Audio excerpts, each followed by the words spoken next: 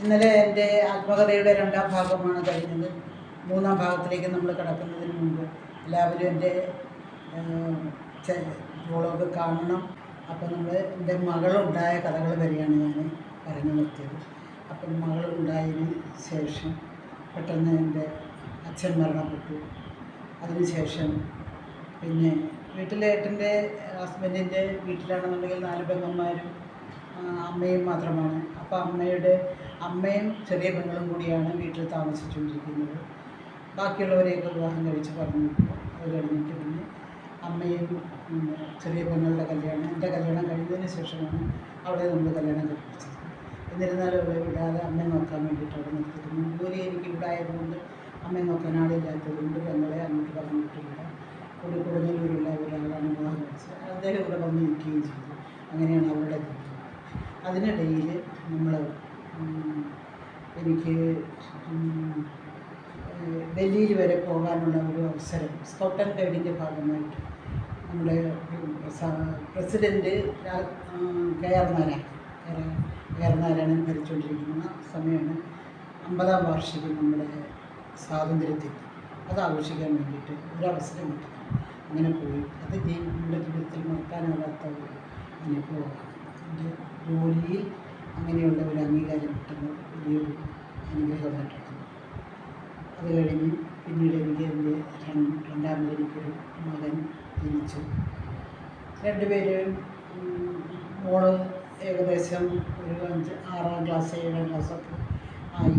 ആ സമയത്താണ് എൻ്റെ ഹസ്ബൻഡ് ഗൾഫിലേക്ക് പോയി. ഒരു 7 വർഷക്കാലം അദ്ദേഹം അവിടെ ജോലി ചെയ്തിട്ട് തിരിച്ചു വന്നു. അപ്പോഴേക്കും നമ്മൾ വേറൊരു വീട്, ആദ്യത്തെ വീടല്ലാതെ വേറൊരു വീട് നമ്മൾ വാങ്ങുകയും അവിടേക്ക് നമ്മൾ സ്ഥലം മാറുകയും ചെയ്തു. പിന്നീട് അവിടെ വേറെ സ്ഥലങ്ങളും കൂടെ വേറെ വാങ്ങിച്ചു. അതുകൊണ്ട് സാമ്പത്തികമായിട്ട് കുറച്ച് ബുദ്ധിമുട്ട് വീണ്ടും അനുഭവപ്പെട്ടു. എന്നിരുന്നാലും നല്ല രീതിയിൽ തന്നെ നമ്മളവിടെ ജീവിച്ചു പോകുന്നു. എല്ലാം കഴിഞ്ഞു 2004 എനിക്കതിന് മുമ്പായിട്ട് എൻ്റെ ജോലിയിൽ ഒരു സ്ഥലമാറ്റവും കാര്യങ്ങളൊക്കെ വന്നു. അങ്ങനെ ആ സ്ഥലത്തൊക്കെ തൃത്താല എന്ന സ്ഥലത്തേക്ക് പോയി. അത് കഴിഞ്ഞിട്ട് പിന്നെ എനിക്ക് BRCയിൽ ട്രെയിനറായിട്ട് ജോലി കിട്ടി. അങ്ങനെ ഞാൻ BRCയിലേക്ക് വന്നു. അവിടെ ഒരു 9 മാസക്കാലം അവിടെ നിന്നതിന് ശേഷം വീണ്ടും ഞാൻ എൻ്റെ ആദ്യത്തെ സ്കൂളിലേക്ക് തന്നെ വരികയും അവിടെ ജോലി നോക്കിക്കൊണ്ടിരിക്കുകയും പെട്ടെന്ന് എൻ്റെ ഹസ്ബൻഡ് മരണപ്പെട്ടു. അറ്റാക്കായിരുന്നു. 2004 അദ്ദേഹം മരിക്കുന്നത്. അദ്ദേഹം മരിച്ചു കഴിഞ്ഞു. വേറെ പല ദുരിതങ്ങളും നമ്മൾ അനുഭവിക്കേണ്ടി വന്നു. എനിക്കൊരു ഓപ്പറേഷനും കാര്യങ്ങളൊക്കെ ഉണ്ടായി. അങ്ങനെ കുറേ ദുഃഖങ്ങളൊക്കെ അങ്ങനെ ദുഃഖങ്ങളെല്ലാം കയറി അങ്ങനെ എൻ്റെ ജീവിതം മുന്നോട്ട് കൊണ്ടുപോകാണ്.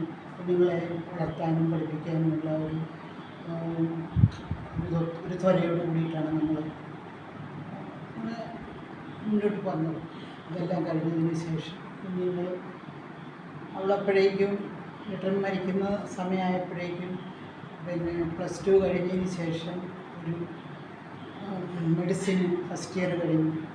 അത് കഴിഞ്ഞതിന് ശേഷമാണ് അതിൻ്റെ മരണം വരുന്നത്. അതെല്ലാം കഴിഞ്ഞ് അവൾ പഠിച്ചു. അവളൊരു ഡോക്ടറായി മാറിയിരുന്നു. നല്ലൊരു ഹോമിയോ ഡോക്ടറാണ്. അതിന് കൂട്ടത്തിലുള്ള ഒരാൾ തന്നെ അവൾ ഇഷ്ടപ്പെട്ട് കല്യാണം കഴിച്ചു. അത് അവരുടെ സന്തോഷപൂർവ്വം നല്ല രീതിയിൽ തന്നെ മുന്നോട്ട് വന്നു. എൻ്റെ മോനാണെങ്കിൽ അവന് 10ാം ക്ലാസ് കഴിഞ്ഞു. അച്ഛൻ മരിക്കുന്ന സമയത്ത് 10ാം ക്ലാസ്സിലാണ്. അവിടെ നിന്ന് അവന് 10 മാനേജ്മെൻറ്റ് പഠിച്ചു. അവന് ജോലിയായി. ഷിപ്പിൽ തന്നെ അവന് ഷിപ്പിൻ്റെ ഒരു കോഴ്സ് കഴിഞ്ഞിട്ട് അവിടെ തന്നെ ഒരു ജോലിയായി. അങ്ങനെ ഷിപ്പിലേക്ക് ജോലിക്ക് വേണ്ടിയിട്ട് ആദ്യമായിട്ട് 18-19 വയസ്സുള്ള അവൻ ജോലിക്കായി. ഈശ്വരൻ നമ്മളെ അവിടെ കുഴക്കിയില്ല. കാരണം ഒരാൾ ഇല്ലാണ്ടായപ്പോഴത്തേക്കും നമുക്ക് അവിടെ നല്ല ജീവിതം ഇന്നത്തോടു കൂടി എൻ്റെ ഈ